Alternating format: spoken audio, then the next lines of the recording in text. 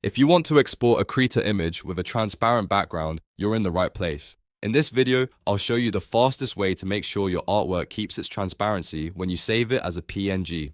This is super useful for logos, stickers, game assets, overlays, and any design where you do not want a solid background showing up behind your image. Before we begin, if this tutorial helps you out, make sure to hit the like button and subscribe for more easy software guides just like this.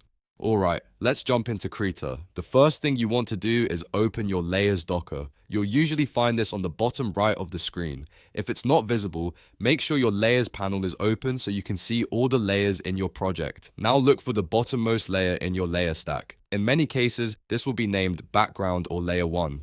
This is usually the layer that is filling in the solid background behind your artwork. If you export with that layer visible, the background will stay in the final image, so we need to hide it first. To do that, click the eye icon next to that layer.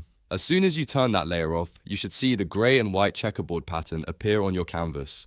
That checkerboard pattern is Krita's way of showing transparency, so this is exactly what you want to see before exporting. Once your background layer is hidden and transparency is showing correctly, go up to the top menu bar and click File, then click Export. This is the option you need because exporting gives you control over the file format and transparency settings. Next, choose the folder where you want to save your image and give your file a name. After that, click the Save as Type dropdown and select PNG image, which usually appears as PNG image with the .png extension. PNG is the best choice here because it supports transparent backgrounds, unlike formats like JPG.